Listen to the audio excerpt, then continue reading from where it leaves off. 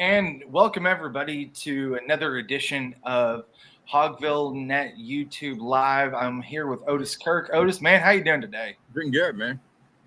I'm gonna tell you what, we got some nice weather out here lately. Been outside and just kind of basking in the sun here a little bit. Yeah, a little bit cooler than last week, and I welcome that. But hopefully they get that baseball game in tomorrow. And I know it has nothing to do with recruiting here, but it's supposed to be a little bad weather. So hopefully Arkansas and Missouri State get to play tomorrow night. Yeah, you saw that Arkansas State had to cancel one of their games, or actually the game against Arkansas last week. Yeah, And it kind of, I wouldn't say it helps with them, with not having that midweek game. You kind of get to see some of the other players that jump in there in those midweek games. I really hope they get that in, though. Yeah, there's just 2 midweek games left on the schedule right now. I didn't mean to turn this into baseball. It's more Dudley deal, but I've covered it for the papers. But yeah, recruiting was a great weekend, man. I mean, recruiting wise, no matter the weather, it was a great recruiting weekend, man. I'm sure Sam's jukebox is worn out by now. I mean, I'm sure he had that damn thing turned up loud and clear.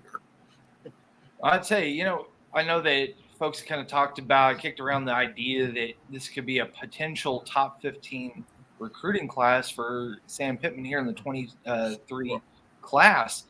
When was the last time that Arkansas turned it around and had 3 4-stars, a 3-star that probably should be a 4-star, and a talented tight end all in one weekend? Yeah, it's been a while. That was a good weekend. I mean, that tight end meets a lot of needs. They've still got needs in the 2023 class. Right now, they've still got needs for a couple of safeties, a defensive tackle, an offensive lineman.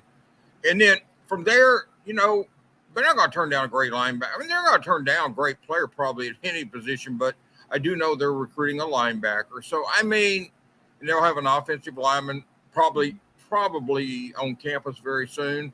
I'm talking about portal kids now, blah, blah, blah. Portal kids now, man. I'm getting tongue-tied here. But no, but anyway, and then, in the 2024 class, this is the one reason when Arkansas has great recruiting classes, there's usually one common denominator, and that's a great in-state class. And this is what this is.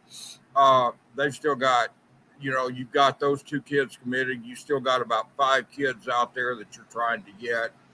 C.J. Brown from Bentonville, a wide receiver. Braylon Russell, a running back from Benton. Kobe Branham, offensive lineman at Southside. T.J. Lindsey, a defensive lineman at Bryant. And, of course, Brian Huff over at Valley View in eastern Arkansas. Those are your 5 priorities in the state that's still out there. And Charlie told me yesterday, Charlie Collins, he and Courtney both told me they're going after those kids. And I love C.J. Brown. That's the one. Maybe C.J. and Brian don't get the publicity some of the others get because they're not right in Central Arkansas. But boy, those are all 5 very good football players. Branham and Braylon and Kobe Branham and Braylon Russell will be announcing in June and July. I'm not sure why I'm tongue-tied today, but there's just too many names. But no, it's that long weekend, Otis. It's that long weekend, man. Yeah, well, I mean, I'm talking about Branham and then Russell, but I don't know why I don't call Kobe because he's named after Kobe Bryant. I don't know why I'm using his last name. It's actually pretty natural for you, man. Yeah, man, I got to come out with Kobe on that. But no, Kobe and Braylon will be announcing this summer. They've set their dates. Don't know on Lindsey, CJ. I will see CJ in the next few days up there at spring ball. He invited me up for their spring practices. I think they start on May the 1st, Jason. I'm going to be up there very early. Take John with me to get some pictures. And I've got a story up on Hogville and Pig Trail Nation today on, yes, they had a great weekend, but still got work to do. And because I'm hitting a lot of recruiting right now. And for a while, I wasn't hitting much because of spring football, but now there's no spring football. So I'm hitting more recruiting and we'll be going for, especially with spring football getting ready to open up. And I'm going to try to make some track meets too. There's some interesting kids running track. I used to go to all those state track meets, man, catch football prospects. That was a great time to catch a bunch of them in one place. Kind of gotten away from that, but I plan on doing it try to catch some at 1 or 2 anyway. And but recruiting is going well. I mean, they've got 9 commitments in 2024, and they haven't even started official visits yet, Jason. Those start in June. And so to have 9 commitments this time of year, and 7 of them are 4 stars. As you said, probably the others should be 4 stars. They certainly got good offers. Deion Stutz and Tevis Metcalf have very good offers. They may be 3. And there's nothing wrong with being a 3-star anyway. I mean, once you get to college, the stars are gone anyway. But Tevis is a good football player. I figured they'd take him. I mean, they offered him right after they offered TJ last year. But I figured they'd get Tevis. Deion was early to jump on board. You just can't get too many defensive linemen. I mean, and keeping Deke Adams another year, not having to lose your defensive line coach after one season has really paid dividends. I mean, Charlie Collins to me is as good as anybody in Arkansas. I think Russell's as good as anybody. I mean, I think Braylon Russell's up there, TJ Lindsey, Brian Huff. Those kids are CJ, all of them are up there, but Walker White's up there from going to Auburn. But there's a lot of good players in the state this year. And so we'll see how it plays out for Arkansas. But I like where they're at right now. I like where they're at in 2023 in the portal. I just want the safety picture and the defensive tackle picture to clear up a little bit. I think they'll get an offensive lineman, kid that can play center too. Maybe, but will it be Jaden Muskrat from Tulsa? We'll see. But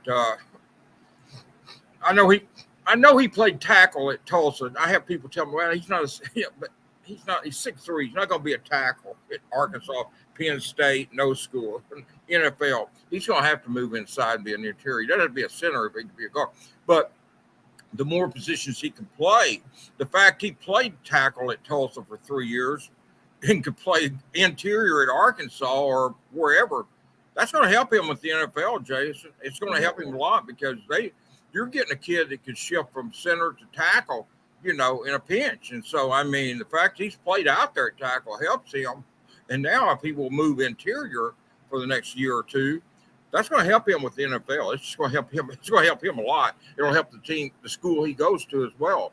I like Jaden Muskrat. I saw him play his first game at Bentonville West. He transferred from Choctaw where he was a defensive tackle.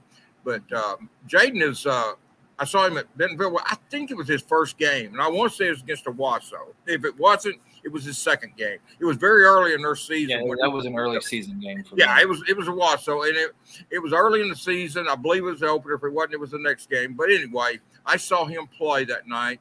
He was impressive, and he hadn't played much. Well, he hadn't played any offensive line to that point, but he knew he was going to have to play that in college. And Tulsa got him over there and done a good job with him. And now he's, it's one thing about the portal. Kids that get overlooked in high school for whatever reason, they get a second shot at it. I don't have any problem with that. I know some people do. I'm not saying the portal couldn't be a little bit more organized, and I think there's some things that can be changed. Yeah. That's for another day. But I'm not against an Andrew Armstrong who didn't get heavily recruited out of high school, or Isaac DeSlave get a second chance to play Division I football, play SEC football. I'm not against that. I mean, I know if you're sitting at Texas A&M Commerce, you don't like it. If you're sitting at Hillsdale College, you don't like it. I get that too. I get their side. I'm not looking at it from one angle. I get both sides. I mean, I was talking to somebody the other day, and they were talking about the UCA point guard who visited here. Arkansas didn't offer it. They didn't get him or didn't take him anyway, whatever the situation was in basketball. And I was talking to that guy, and I said, he was a UCA guy, and he was a little upset. And I said, well, think about it this way. How long would Scottie Pippen have lasted at UCA in this day and age? In this day and age, Scottie Pippen, God, they'd have been recruiters flocking to UCA, now would he have gone to the pros after a year? But I'm just saying that Scottie Pippen, it hurts a school like that. And I get where, like I said, I get where those schools are coming from, Jason. Mm-hmm. I like Nathan Brown down at the head coach at UC. I've been friends with him for a while. I get where they're coming from. I'm just saying, looking at it from both sides, I'm not opposed to it because I think it gives some of the kids that don't get recruited out of high school as heavily as they should have. I mean, Isaac played quarterback at a little high school in Michigan. Went to Hillsdale College and played receiver. There was no film on him. He quarterback. I mean, Armstrong was hurt a lot and was behind another. Was kind of overshadowed by another receiver, Bishop Dunn. They played Fayetteville up here. I saw that game when Bishop Dunn came up here and played. And Andrew wasn't as big or as good then as he is now. He told a story about Snacks eating his lunch at 707 down there in Texas.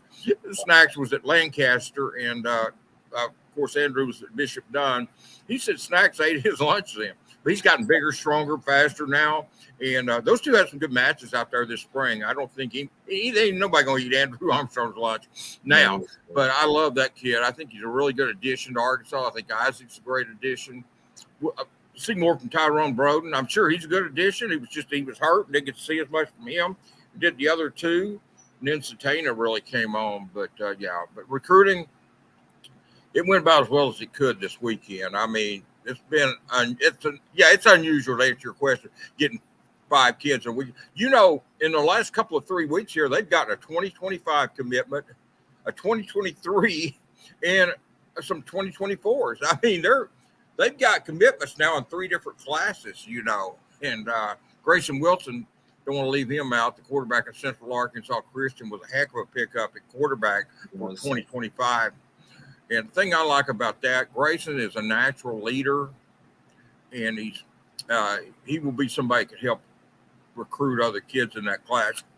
I tell you, Grayson Wilson and Courtney Crutchfield are 2 kids that are great basketball players too, man. I mean, they may not look like it. Grayson's 6'3", Courtney 6'2", 6'3", whatever. But Courtney was the MVP of the state 5A state championship basketball game. Grayson was outstanding in basketball. I want to say he made All-State. I believe he did. I know he got a lot of honors in basketball. Maybe not All-State. I think he did. I should have known that, but I believe it was All-State. But I know he got honors for that. He's a very good pitcher, outfielder in baseball. So I mean, those Crutchfield, I think he was 6'5". I jumped the other day with absolutely no training, Jason, in track. Just athletic ability, 6'5" high jumper. So they're good athletes, and Courtney can play baseball as well.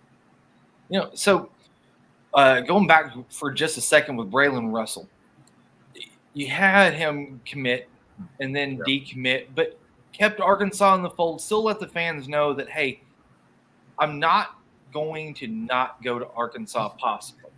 I'm still keeping them in the mix. And I know that there were some folks in the state that, they were ready to write this guy off. Yeah, and you can't do that with an in-state kid with his talent. And when you look and see, kind of the path that he's taken, it almost kind of makes you reassured that, he's taking a very long, extended, hard look at Arkansas and their coaching staff. Yeah, he's definitely considering Arkansas. In fact, I think it'll come down to Arkansas or Tennessee for him. He's got, South Carolina and a couple Baylor and maybe A&M. I don't know. I wrote it this morning. He's got top 5. I think South Carolina and A&M are in there. Maybe and Baylor, I think. But whatever. I mean, I don't think those are going to be. I think it's going to be Arkansas or Tennessee for him. No, I mean, it'd be a big mistake. I don't write Jimmy Smith off for anybody that he wants. That guy's a recruiting machine and a very good recruiter, very good coach. So if Jimmy wants a kid and he wants Braylon Russell, I mean, he'd be nuts to not want the kid. 6'2", 230. But Braylon Russell, people overreact when these kids decommit. Braylon committed very early and then wasn't getting any offers, and he kind of wanted to enjoy the experience a little bit. Yeah. That's all it was, and we'll see where he ends up. I'm not saying he's coming to Arkansas. He could very well go to Tennessee, but I know Arkansas's got a very good shot at him. It's really important for these young men as they go through these recruiting processes, also with the combine and the draft. They're never going to experience this again. There's no do-overs for this type of thing. And whenever I saw him decommit, I thought, okay, he is getting some good information to go through the entire process to make sure that he's making the best informed decision for himself. Well, yeah, I mean, maybe making the best decision, maybe not. I mean, there's kids commit, but I think one thing that adds to it, Jason, his peers, his buddies, Charlie Collins, Courtney Crutchfield, Walker White, were getting tons of offers. He's sitting there not getting any offers. He looked at that, and T.J. Lindsey was getting offers, and Braylon looked at that, and I think there's interior pressure. I'm not saying ego. I don't know. I just think if you're a kid that age and you're looking at you're sitting here committed and you're not getting any offers, and you're a stud, and all your buddies are getting offers who probably are no better than you are, great, but no better than you are.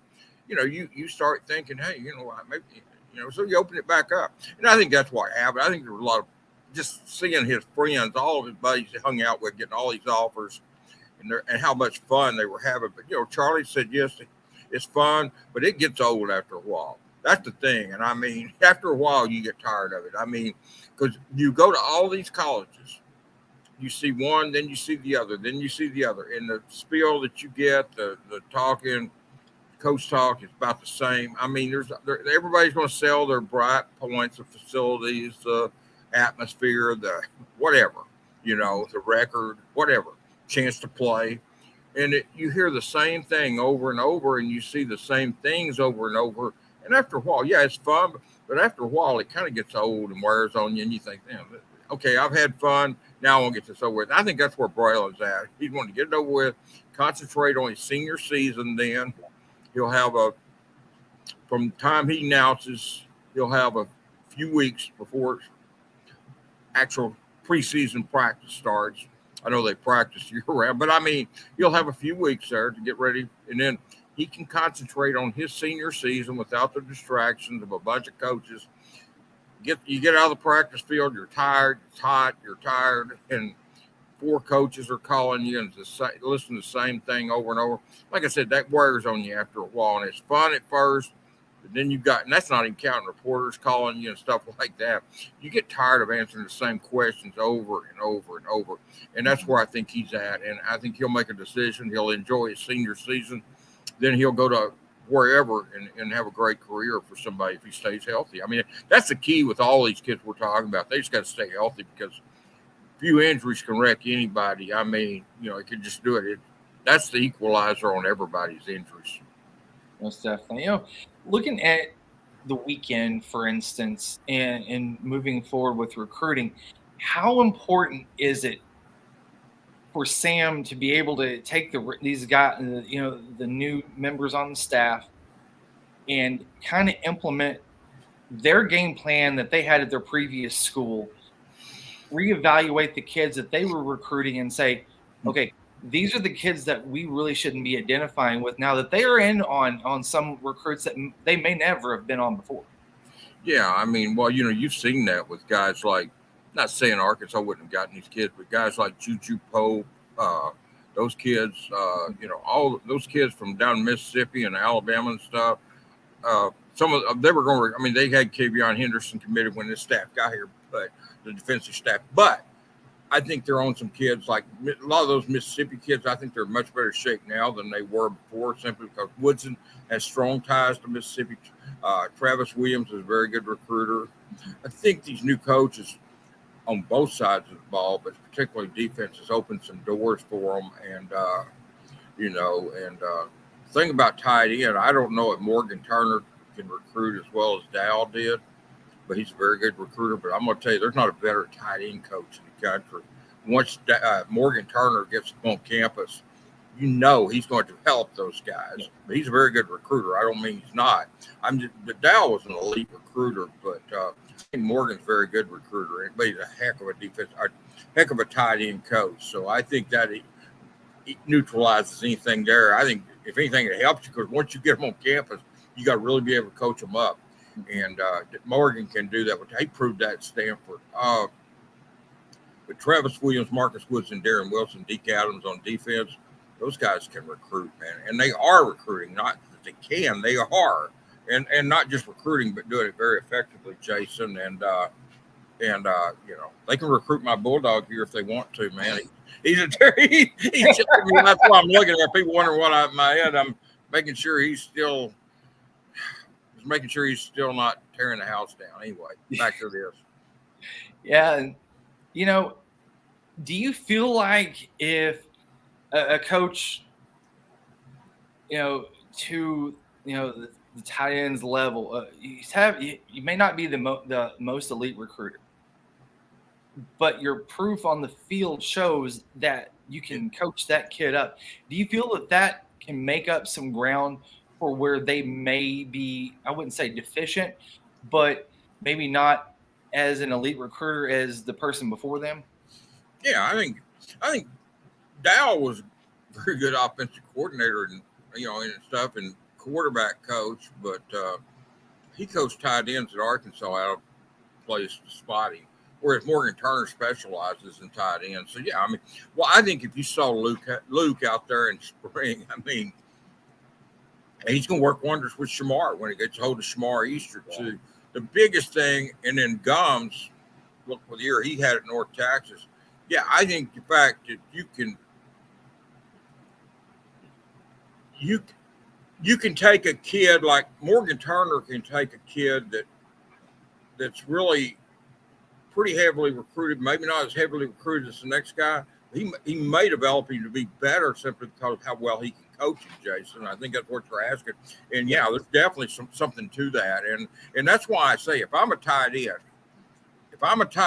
I'm running to Arkansas right now, begging them to recruit me because of Morgan Turner. I think he's the best on the field tight end coach in the country. I think what he did at Stanford speaks for itself. And I love this coaching staff they've got over there right now. I like the fact Dan Enos is putting a lot more emphasis on in-state kids than Kendall Briles was, and not threatening to go every time there's an opening. You don't have to report that he's considering it. That's worth something. Kenny Guyton, Cody Kennedy, and Jimmy Smith from the holdovers on offense. Job they've done speaks for itself. All three can recruit. Dan Enos, like I said, speaks for itself. He's got him a 2024 quarterback in KJ Jackson. He's got a 2025 in Grayson Wilson. So I guess that means Kane Archer's on deck at 2026. They're on the clock, maybe. Better on the clock. They're going to get the NFL draft coming up. So maybe Greenwood's on the clock here. But and I'm going to see Kane pretty soon. But no, seriously, I love this staff. And then on defense, you got Deke coming back. I've already talked about you look at their defensive line. They've got 6 defensive ends that can play in the quality SEC defensive ends. And that's not even counting a guy like Quincy Rhodes. Mm-hmm. And you got Caleb James and Ian Gafford coming in. I love this defensive line and the fact that they were able to keep Deke Adams made a difference. And he's already got, what's he got, like 3 commitments? Kevion Henderson, Charlie Collins, and Deion Stutz on the defensive line. So he's got 3 commitments in 2024. And it's been hard to get defensive linemen here. And so Deke is doing a heck of a job. And then you add those newcomers, the holdovers that Sam was able to keep, the Guytons, the Smiths, the Kennedys, the Fountains of the world, the Deke Adams, those were good keeps. I hear people all the time. I had a guy tell me, Scott Fountain's the worst coach I've ever seen. I'm sitting there, which planet are you from? He's never been to a practice, I'm telling you, because that guy is one of the hardest working dudes you'll see on the field. What's he done wrong? Cam Little hits nearly every field goal. All-world kicker. Kickoffs, this Scott guy here, the kickoff guy is putting it into or out of the end zone nearly every time, Jason. Do you remember where they couldn't find a guy to get it to the end zone on kickoff? Yeah. Now it don't matter who he plugs in there. Yeah. They do it. And then the punter's been more than average. They've had some block, but I think they got away from that last year, if I remember. Maybe did they have one blocked last year? And then they blocked one on special teams. So I remember Quincy McAdoo got that one against Liberty for safety. No, I don't know if Scott Fountain's the worst assistant coach you've ever seen, you've been sleeping through a lot of Arkansas football because those coordinators that Jack Morris had here were god awful. I mean, gosh, they were awful, man. I mean, and I hate to call them out like that, but sometimes you got to say what you got to say about that, because if that's what the case is, they need to go. And that's what Sam has done. And every year I feel like it's been addition by subtraction. Yeah. And you didn't want to see Barry go. You didn't want to see Michael Sherrill go. But at the same time, like Sam has said, when he first got here, he's got a list of guys at every position that he has that he knows that he can call on and say, hey, I got an opening. Let's talk for a minute. Well, I honestly can say that and I love Dow, but I honestly think when you take coaching into consideration and when you take the big broad picture, Jason, the big picture, I think Arkansas may have upgraded all 5 new coaches. Would I have been upset at Dow State? No. That's not what I'm saying. I mean, Barry Odom, I'm proud for Barry. He got a head coaching job, and I thought Michael was an outstanding recruiter at linebacker. I mean, Michael came in here when the previous bunch was telling us there was no linebackers to be gotten, and Michael got 2 or 3 or 4 every year. Yeah. So Michael sure knocked it out of the ballpark at linebacker. So that's the last guy.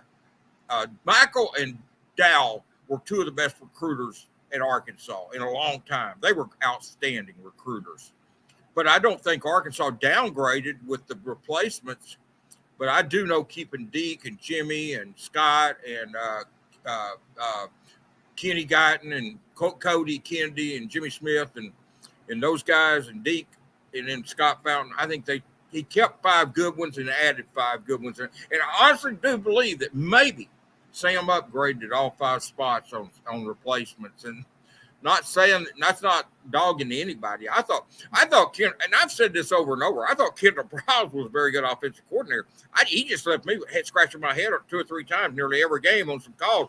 He'd be calling a great game, and then he'd have some weird call, and like three or something like that. It drove me crazy. I mean, but he was a good offensive coordinator, but he had some weird calls, man, at weird times. It just, I never understood him. He'd be calling a great game, and then all of a sudden, I was down in Tampa 2 years ago, and they throw the ball out there, and the quarterback throws it to receiver, and he throws an interception. And when they were driving the ball, it's like, Dominic Johnson's running it down A&M's throat. Arkansas's up 14-0. He puts in 3 plays for Malik Hornsby. It's like on A&M side of the ball, on A&M side of the field. It's like, what are you doing, Kendall? And he did that a lot, every game nearly. And it left me scratching my head. But overall, he was a good offensive coordinator. But I'm not sorry to see that part of his game gone. I kind of made a parallel between Sam Pittman and Ed Ogeron, for instance. That was kind of Ed's downfall whenever his staff left when they won the national championship 3 years ago. He didn't backfill those positions with guys that could come in and recruit and implement game plans at the elite level. And I think that's where Sam understood where his position was, because if it doesn't work out in a year or 2, he knows he's gone. Yeah. And so I think that Sam really kind of I think he's dodged that whole Ed Ogeron track. Yeah, and I think where Sam benefited, it sucked when he left to go to Georgia, but I think he really benefited for that. I think he has adapted a lot of things. A lot of his ball is from Georgia, what he learned under Kirby. He's a much better head coach now than he would have been had he succeeded Brett Bielema. Yes. Had he come back, had he stayed with Brett and coached through that last disasterful year and then became head coach instead of Chad, he's a lot better coach by going to Colorado. Georgia. But there are some things he's taken from Kirby that I don't really like not letting assistant coaches talk like he got to talk when he was here. I mean, I don't like that, but the head coach has a right to determine to run his program like he wants. Yep. I don't have to like it, but it doesn't matter in the grand scheme of things. Sam is the head coach, and that's why he runs his program a lot like Kirby did in that regard. I'd love to be able to talk, because when Sam was here, I didn't like Brett Bielema, but I did like the fact he would let the coordinators talk every week, and he would let the assistant coaches come in and occasionally and talk to us, And you could do I could do a story on Poopaw at linebacker. Well, I could talk to Travis Williams and get quotes, or I could talk to Quincy McAdoo and talk to Charles Woodson or Marcus Woodson. I knew I'd call him Charles. I've done that in a story, I think. Marcus Woodson and Darren Wilson. I could talk to one of those guys. But I called him Charles in a story one time. I called it after a few minutes, but I knew I'd do that. But anyway, and I'm just wondering how many times I'll call KJ Jackson, KJ Jefferson. Oh my God, there's going to be that's a setup waiting to happen for an idiot like me. That's a setup waiting to happen for an idiot like me. But and I even think I referred to KJ Jefferson and KJ Jackson the other day to somebody just talking. But no, I mean, but that is strange. You have a KJ replacing a KJ, and I'm not Jacoby and Malachi and those guys. I'm not saying he'll come in here and start. I'm just saying you've got a quarterback named KJ leaving, one coming in. That's the odds of that happening are not good, Jason, and they did it. Yeah, Tonka Todd, he made a comment here a little bit ago. He said, "How is the O-line looking? I'm wondering about our depth at tackle." I think they're okay. I mean, they're going to have 2 new starters there, but I think they're okay. It's not like they're inexperienced, but it's not like they don't have talent there. You've got Kudus and Devon, however you pronounce his first name. I should know by now. But you got Manuel and Kudus, probably the starter. But you got Andrew Chamley. Imarian Harris can slide out there and play tackle or guard. Tykees Crawford can play guard or tackle. So, I mean, and I know I'm leaving somebody out, but I'm just saying they've got players, Jason, and I think they'll be okay at tackle. The fact that Sam is not hitting the portal for a tackle, I think speaks volumes. It does. It just, for one reason people are kind of worried about, and I get it. That's a good question, actually. But I think one reason, and it's not just that. That's been when they got 10 sacks in the spring game or spring scrimmage, I've had tons of offensive line questions, and I get it. But first place, not all of those came against guys who will be playing. But second, if either side was going to dominate, it should have been the defensive ends because those guys are great. But just because you don't have a Stromberg, a Luke Jones, a Myron Cunningham, or a Dalton Wagner doesn't mean you won't have good players. Those guys were new at one time too. I remember Stromberg got killed. He was talking. He talked about that. They were playing Georgia, and he got annihilated, man. I mean, he got annihilated as a freshman, and that happens. And I don't think these guys are not true freshmen, but I think they're going to be okay there, Todd. I think they'll be okay at tackle. They're going to have some mistakes. They're young. They're inexperienced, but Kudus is really looking good. Devon Manuel's been in the program for 2 or 3 years. I think this will be his 3rd season. I believe he'll be a redshirt sophomore, if I'm not mistaken. Tykees is played at time. I love Chamley. I told his parents, I can say the same thing about Imarian Harris. Imarian Harris and Andrew Chamley are what NFL tackles are supposed to look like. Yep. Big old, tall, long arm, lean guy, long arm, tall, good length. And Imarian and Emmanuel came in. They were pushing.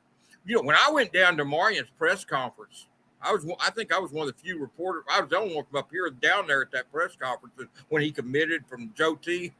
Mm-hmm. I promise you, he was pushing 400, Jason. He was pushing 400 because he told me three. He was listed like 330, 340, 330. I don't know, 333, whatever he's listed at. And I said, was it 370? And somebody joked, yeah, right. So he was more than. I mean, I'm telling you, Emmanuel was the same way when he came in. He was pushing 400 too. So I mean, and those kids now are like at 300 pounds. So, I mean, I'll tell you what speaks volumes about Imarian Harris. And by the way, it is pronounced Imarian. It's not, everybody calls him Imarian. It's Imarian.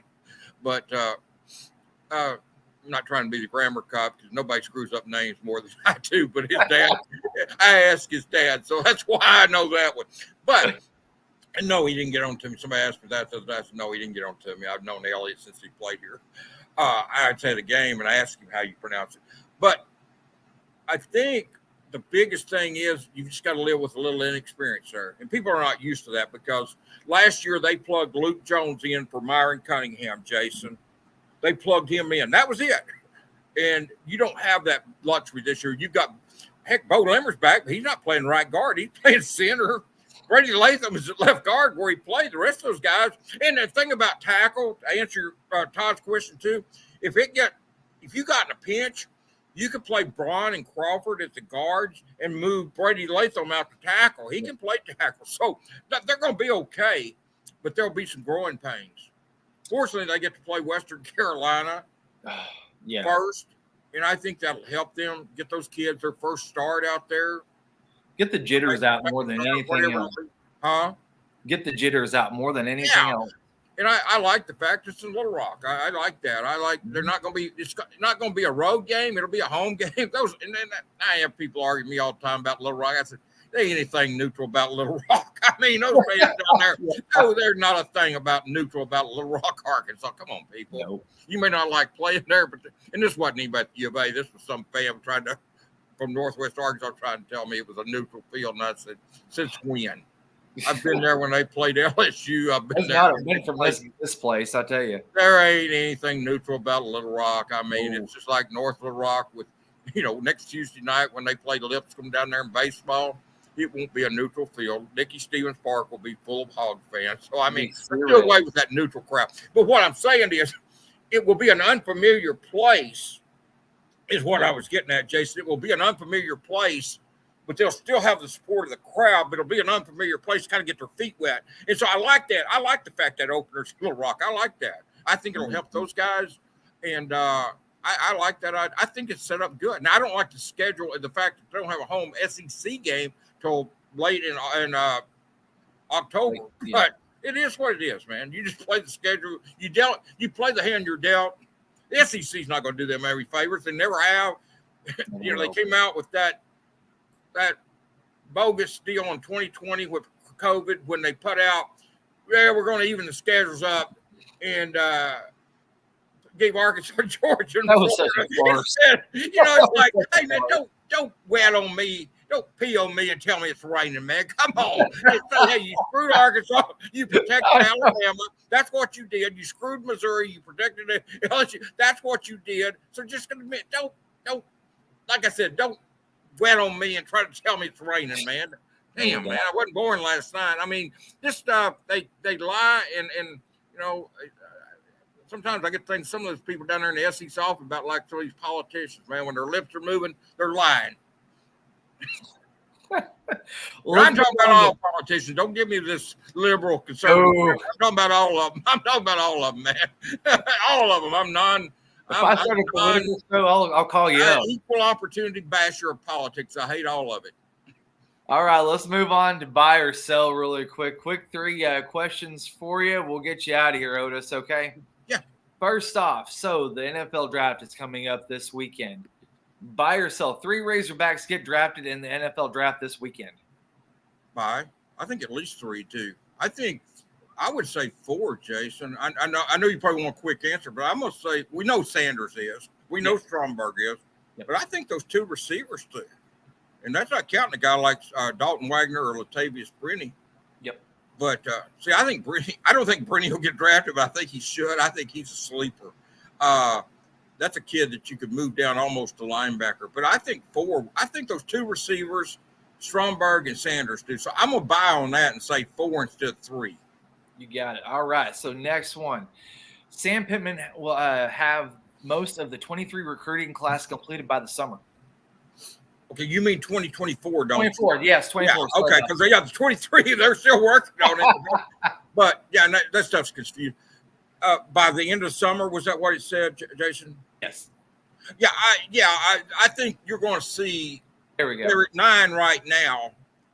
I think let me put it this way. I'm buying, if you'll let me say, it's the high school portion of the class. Yes, the high school portion. So you're going to have the portal, so it'll never be. The times have changed. The high school after June official visits, the high school portion of the class will mostly be completed. That was the question, most. So, yes, I buy high school portion. And the last one, a little bit, not much of a curveball, but just a kind of a little one here for you. I like curveball. Will we see more downfield plays from Dan Enos in year one? Yeah, I think and I'll say this because I think he's got an experienced quarterback that he can trust to throw it in KJ Jefferson. If he was breaking in a new quarterback, maybe not, but I'll buy simply because he's going to give KJ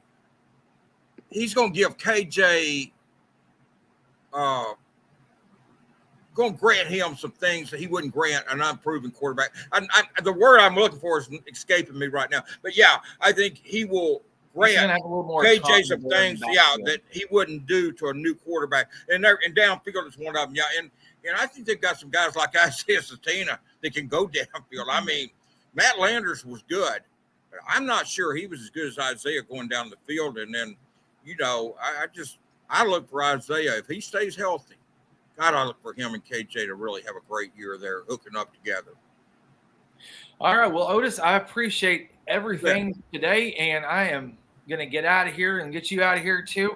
Everybody catch us at hogville.net. All of this content will be on hogville.net. You can also watch the show also at YouTube, Hogville.net YouTube Live. And we will see you next week, Otis. You bet. Thanks, Jason. Man, I am tickled to death you're on board, man. I'm glad to have you on here. Looking forward to working with you and the rest of these guys, man. Most definitely. I'll be honest with you. These first 48, 72 hours, I wasn't quite sure what I was to expect a little bit, but every time something comes out, I get excited. And if I'm getting excited, that means that I'm enjoying what I'm doing. And that just, for me, it speaks volumes. I went to bat for you with Lanny, and I'm glad you're on board with Dudley and Drake Pretty and John James. I think we've got a heck of a staff here, and definitely. And I think we'll do great things in football. And I think people, and this stuff is free, man. I mean, you can't beat the price. You can't beat the price, and I don't, I love what we're doing here, and I like the ideas we've got. We haven't talked about it publicly, but I love the ideas we've got for football. I came up with last Saturday at the spring game, and I ran it by Lanny, and he approved it, and we'll be announcing that. But it's going to be something that I think I know it will excite fans. I mean, now we just need, everything to fall together, but it's looking really good. And Lanny approved that. I didn't know if he would or not because it changes a few things that we were doing. But it really gets you and Drake involved. Dudley and I were already involved, but it'll get you two guys involved, and it will also get. John's going to take great photos. So so we'll have a 5-people staff on the football games, and let's tease them next week with it. How about that? We can kind of break that down. How about that? Yeah, we'll do it here in the coming days and weeks, and.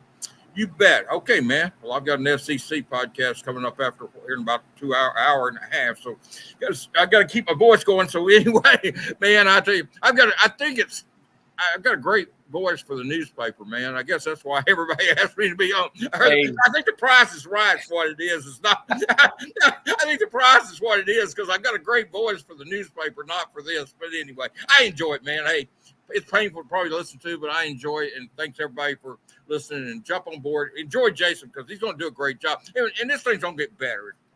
As you come, you do it. Ty was good. He got better. Ty was very good at what he did. Mm-hmm. You're more versatile on a lot of things, and that's going to help us in the long run on a lot of things. And I love Ty Hudson. I wish he was back with us. Yeah, he's awesome guy. I wish all of you guys. I love all. I wish you had both of you. So it'd be great. But anyway, everybody does what they got to do. But it's fun. I was on with Ty last week on his. So yeah. Anyway, thanks, Jason. Have a good day, man. All right, you too, man. All right, everybody, take care, and we will see you next week with Otis. And then you catch me this week with Dudley Dawson on Friday at 9 a.m. Oh, man. Guys, I love you getting Dudley out of bed early, man. Kick his butt. Get him out of bed early. Throw his curveballs. We're going to be doing that at 1:30. I'm sorry, 1:30, because he's got a late baseball game Thursday night. Yeah, that's no excuse, man. Get him up early. Okay, you all have a good one. I'll see you, man. Thank you, guys. I'll talk to you later.